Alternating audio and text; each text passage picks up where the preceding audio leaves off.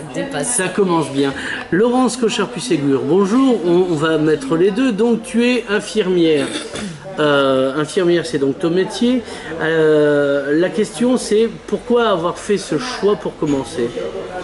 Le choix d'être infirmière? Oui, fermière, ça c'est plus tard. Tu veux l'histoire depuis ma naissance non, on va faire ce qu'on appelle des ellipses. Ah, d'accord, ok. Des sauts dans le temps. Voilà. Et bien un saut dans le temps, le premier, à 12 ans, je me suis fait hospitaliser, j'ai décidé que je serais infirmière.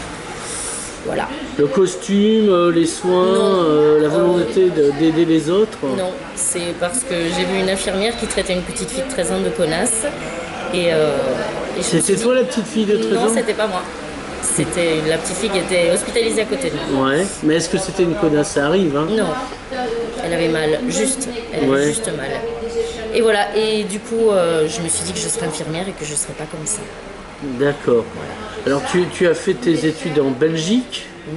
Voilà. Alors, où ça? Non, tu es de recours, mais bon, ça c'est... Je suis de Liège, j'ai fait mes études à Oui. Ah oui? Ah oui, H-U-Y. D'accord, oui, rien à voir avec la console de jeu. Non. D'accord.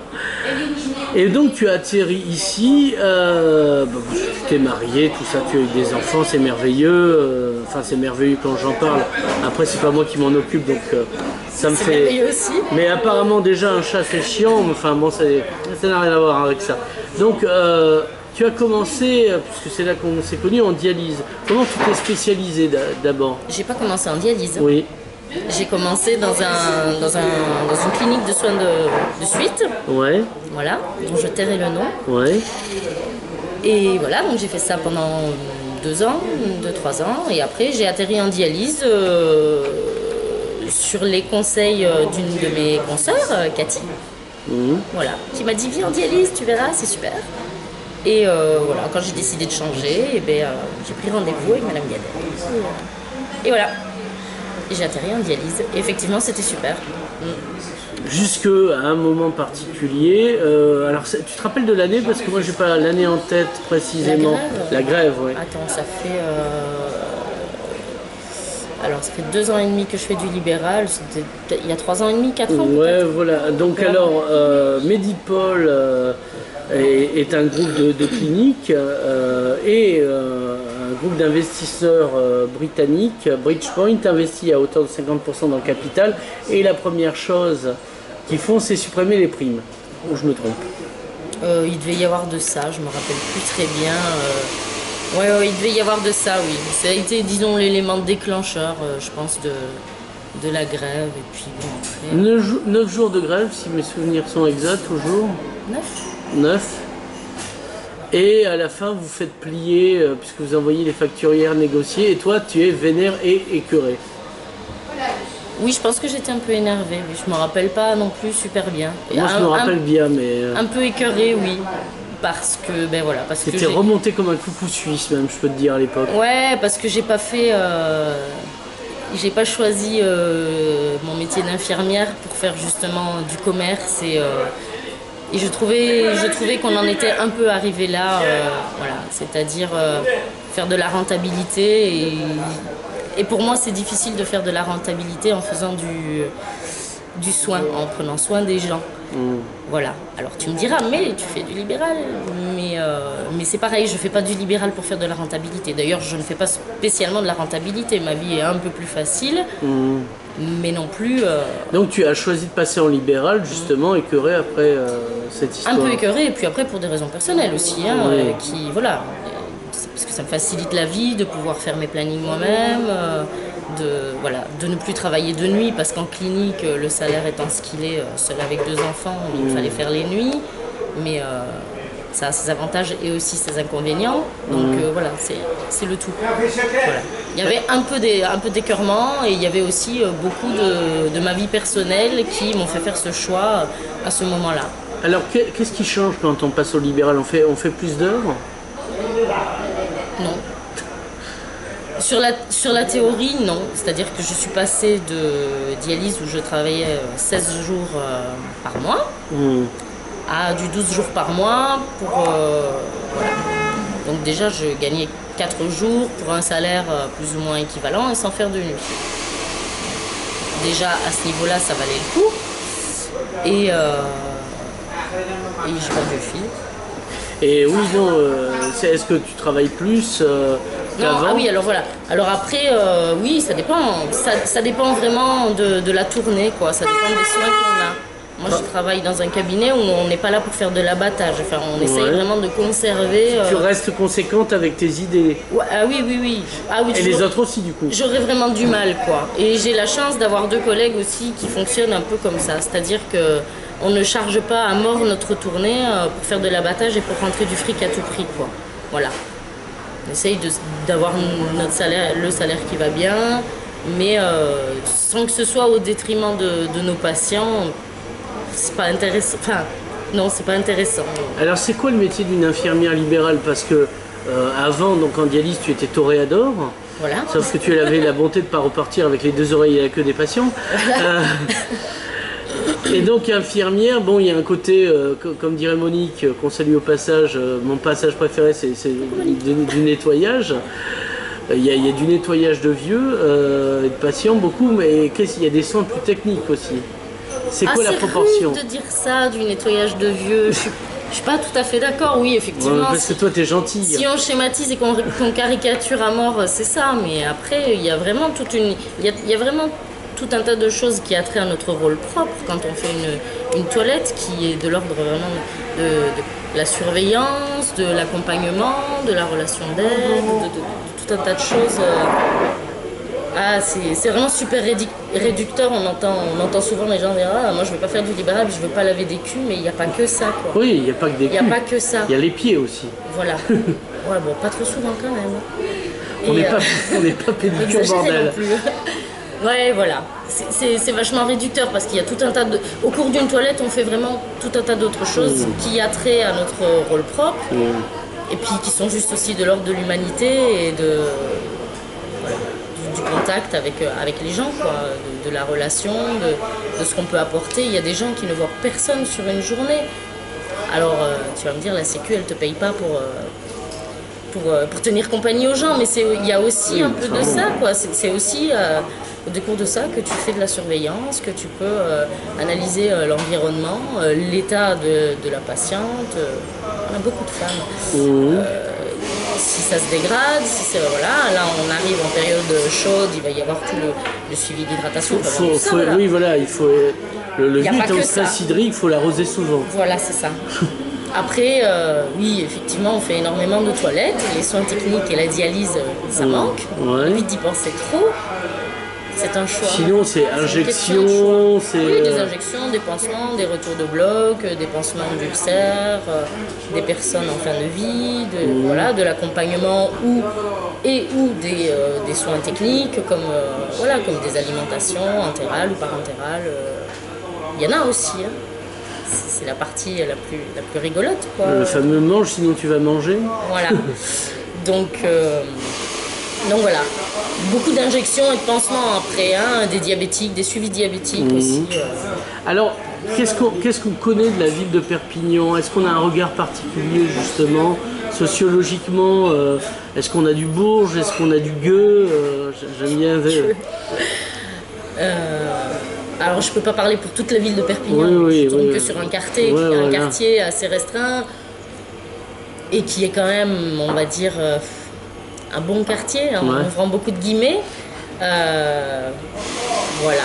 Mais effectivement, on a un petit peu de tout, hein. On a toute catégorie socio-culturelle confondue. Voilà, des gens un peu bourgeois. Et des personnes un peu pauvrettes. Et est-ce qu'ils parlent de la ville? Est-ce qu'ils te parlent de la ville? Est-ce qu'ils te parlent de leur vie? De quoi qu'ils parlent, les gens? De quoi qu'ils parlent? Est-ce qu'ils parlent politique, par exemple? Pas trop. Hein. Même en période d'élection, à part des personnes qui ont été un peu impliquées des leaders communistes à l'époque. À la presse, non, peut-être pas, mais voilà, des personnes qui ont été impliquées à une certaine époque, mais sinon de façon générale, j'ai envie de dire, j'ai pas envie de dire qu'ils s'en tapent, mais après je suis pas non plus très curieuse. Oui. Donc, voilà, à ce niveau-là, pas, oui. Toujours. Voilà. Mais je prends les informations qu'on me livre, je vais pas souvent, peut-être que je devrais un peu plus d'ailleurs, même des fois, mais je vais pas mais si s'en foutent, chercher la petite bête. sauf s'il a la gale, mais ça c'est encore autre chose. Là, je cherche la petite bête. Je préfère pas quand même. Mais est-ce que toi, du coup, cette interaction avec des gens différents, ça construit ton image de la ville de manière différente que tu la construisais quand tu étais à Medipol? J'ai pas l'impression. Non, ça change rien. Ça te dit pas plus, tu te dis pas, ah, cette ville elle est comme ça, il est comme ça. Enfin, quand je vois allez, 15, 20 personnes, des fois plus. Donc, tu peux pas réduire l'image d'une ville à, enfin, tu vois ce que je veux dire, Non, surtout sur un échantillon, sur un quartier, quoi. Ouais. Un quartier qui n'est pas non plus ni un quartier populaire, ni un quartier complètement bourgeois. Enfin, tu vois, l'échantillon n'est pas, à mon avis, hyper représentatif non plus, quoi. Alors, j'évite de façon générale, que ce soit dans ma vie de tous les jours ou pas, de faire des jugements à l'emporte-pièce comme ça. Je ne peux pas juger une ville sur, sur cet échantillonnage-là, quoi. Les sondages de fond. Et puis en hein. plus, je suis pas là pour ça. Oui. Voilà. Puis tu t'en pètes velu, quoi. Déjà bon. Non mais c'est pas grave. Qu'est-ce que je veux dire donc là, comment tu souhaiterais faire évoluer ta carrière? Oui, car tu fais carrière. J'ai pas dit que tu étais carriériste. Des fois, je me demande si j'arriverai à faire ça encore beaucoup trop d'années. Ça fait 12 ans. Ouais. Je sais pas si j'aurai le courage. La grande question, ça fait quoi une infirmière qui se reconvertit? Eh ben, c'est dans la merde. Non, parce que j'avais une discussion avec une de tes collègues. Je veux dire, si tu veux te reconvertir, il y a le trafic d'armes, les putes et la drogue, quoi, qui rapporte un peu. Sinon, c'est pas la peine de lâcher ce métier, quoi. Ouais, mais pourquoi vouloir à tout prix, rapporter un peu, tu vois, je ramène pas non plus. Tu veux, mais ouais, mais si à 50 ans t'as pas ta Rolex. Si je me reconvertis, c'est pas pour aller faire du fric plus ailleurs ou. Non, voilà, c'est juste pour dire de faire autre chose parce que. C'est pas comme Arthur Rimbaud qui passe de poète à marchand d'armes. Voilà, ce serait plutôt parce que je suis épuisée physiquement ou moralement. Ouais. Quoi. Mais alors, Mais quoi après, faire? Est-ce que tu as des envies? Mais je sais rien faire d'autre, moi. Moi, je voulais être fleuriste. Ouais. Avant 12 ans, avant de décider d'être infirmière, je voulais être fleuriste. Si l'autre infirmière l'avait pas traité de connasse, elle serait fleuriste, voilà, la dame. Ouais. Parce qu'à quoi ça tient les choses, quoi. Ouais. Donc peut-être, pourquoi pas. Ouais, c'est un truc qui me plaît. Souvent, je dis quand j'en ai marre, je vais faire fleuriste, là, j'en ai marre. Est-ce que tu as un point de vue sur le système de santé? Parce que bon, il y a les gens, ils en profitent, toi tu y travailles, tu as des médecins qui ont des points de vue assurés, peut-être trop d'ailleurs. Et toi, en tant qu'infirmière, entre tes différentes expériences, quel est ton point de vue, si tu en as un? Tu te poses des questions, tu observes des trucs, tu dis ah ben, si je mettais un peu d'huile là, ça marcherait mieux, si on serrait ce boulon là, ça... Honnêtement, je sais pas trop, j'ai pas trop d'avis sur la question. Et puis, T'es un poisson, tu nages. Tu te poses pas la question pourquoi tu nages. Ouais, il y a un peu de ça, ouais, c'est ça. Peut-être j'ai tort, hein. Je pense que des fois j'ai tort de fonctionner comme ça. Je pense qu'il y a des choses qui vont pas et des choses qui vont bien.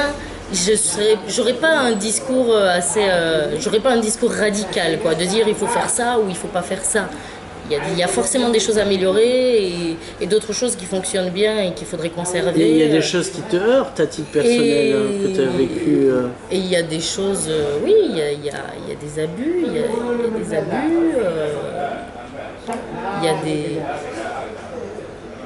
Ouais, il y a quand même des abus. Nous, on essaye de ne pas abuser, ouais. Et il y a ce qui est dérangeant, donc par rapport, par exemple, à une formation que j'ai fait la semaine dernière et des conversations qu'on a pu avoir avec des collègues, c'est de se dire, mais les gens ont tendance des fois un peu aussi au niveau des patients à confondre le pourquoi de la Sécu prend ça en charge. Voilà. Et des fois, vous demandent des choses qui sont complètement... sécher les poils du torse, voilà, faire de la pédicure. Voilà. Oui, justement, des anecdotes, sans donner le nom et la rue, l'adresse, quoi, qui t'ont marqué dans le cadre du travail. Ah ben ça, le séchage le séchage intégral au sèche-cheveux. Non mais raconte dès le début, parce que moi je connais l'histoire, ça va, je me repère, mais... Et bien de se retrouver embauché pour faire des soins à un patient atteint de la maladie d'Alzheimer dans une très jolie résidence, très joli appartement chez Madame Prout qui voilà, donc tu y vas la première fois pour faire un peu ta démarche de soins, savoir quels sont les besoins et là tu te trouves confronté à une dame, parce que bon, monsieur Pauvrette... oui, il t'a déjà oublié. Il capte, voilà. C'est limite vexant d'ailleurs. Oui, ouais, quand même, franchement, et tout ce que... Bon, voilà. Et t'y vas, et puis moi, je suis pas trop du genre à me rebeller non plus, donc voilà. Alors, il faudrait faire comme ci, il faudrait faire comme ça. Moi, je fais comme ci, moi, je fais comme ça. Je lui fais la toilette, nanana, et je le sèche. Il faudrait que vous le séchiez au sèche-cheveux. Mon mari est poilu. Non mais bon, alors... C'est un gorille. Tu te dis, oui bon, en plus pas non plus excessivement, hein. Tu te dis, mais mince quoi, là il est où mon rôle propre, il est où mon rôle infirmier, parce que là on sort complètement du cadre. T'es pas là mais pour les gens, faire la mise en pli de poils. Et voilà, après c'est pas une généralité, c'est un exemple, c'est une anecdote, hein, c'est loin d'être la généralité. Mais voilà, et cette dame qui limite ne comprend pas pourquoi... voilà, pourquoi tu veux pas quoi. T'es infirmière après tout, voilà. Ça veut dire domestique dans son regard. Est-ce qu'il y a des gens qui prennent pour une espèce de lumpen prolétariat de l'aiguille? Ouais, il y a des gens comme ça, voilà, qui veulent que tu leur mettes leur crème de beauté. Alors ça, moi je l'ai pas vécu, mais en discutant, voilà, la crème anti-rides par-ci, anti-cerne par-là. Il y a des limites, quoi. À un moment donné, il y a vraiment des limites. Mais voilà, mais c'est du soin pratique. Puis c'est pas cher. Oui. Ça fait une esthéticienne pas chère. Voilà. Si tu trouves une infirmière qui accepte, ça fait... je veux me mettre en quête de ça pour la crème anti-rides, pour me passer ma crème anti-rides. Ouais, voilà, c'est ça. Ça te fait... Et après, les gens, quand tu leur dis, non mais la Sécu, excusez-moi, mais la Sécu, elle paie pas pour ça, madame. Ouais. Alors, ils sont vexés. Oui, mais c'est un peu 100 balles à mars à le cul de l'infirmière, si je puis dire. Voilà, c'est ça. C'est ça. Le Belge qui met des pièces dans... Il y a une bouteille de coca qui tombe à chaque fois. Et il y a une queue qui commence à se former et il lui dit non mais c'est bien bientôt fini, et le gars lui répond oui, mais tant que je gagne je joue. Voilà, c'est ça. Voilà, il fallait que tu places une blague belge. Oui, excuse-moi. Oui, mais bon, moi-même je suis wallon à 25%, donc je peux me permettre, si je puis dire. Voilà, anecdote. Donc une anecdote plus dure, justement, pas les sentiments, ou justement comment on se blinde par rapport au désespoir de l'humanité, quoi. Je sais pas, des fois tu entres dans des endroits, dans des situations familiales compliquées, bon ça choque. Ça choque au début et puis tu t'habitues quoi. Hein. D'une part parce qu'il faut que tu travailles, d'autre part avec le temps t'attaches. Hein. On est quand même des êtres humains. Hein. On nous apprend qu'il faut être empathique et prendre ses distances. Sans mettre des coups de pied quand même. On est d'accord, mais bon quand tu fais partie intégrante de la vie d'une personne. Forcément, oui, tu deviens un peu comme un animal familier puisque tu es là tous les jours. Voilà, c'est ça. Voilà, c'est ça. Avec cet avantage que, contrairement à mon chat, tu ne perds pas tes poils. Voilà. Et tu te dis, bon ben voilà, la situation elle est comme ça. Tu fais de ton mieux pour améliorer à ton niveau ce que tu peux améliorer. Et, voilà. Et des fois, tu en fais un peu plus parce que voilà, tu te retrouves à passer la serpillière parce que c'est juste pas possible et qu'humainement, tout à fait, c'est hors cadre infirmier, mais humainement tu dis je peux pas laisser la mamie comme ça, voilà, donc tu passes la serpillière, t'es pas payé pour ça. Hein, est-ce qu'il t'arrive de revenir plomber à la maison? Ah oui. Bah oui. Hein. Statistiquement, ça arrive souvent ou ça arrive? Ça n'arrive pas souvent, mais ça arrive. Ouais. Ça arrive et enfin moi ça m'arrive, c'est mon éternel problème face au manque de reconnaissance. Ouais. Voilà. Des fois, ça m'est arrivé il n'y a pas si longtemps que ça.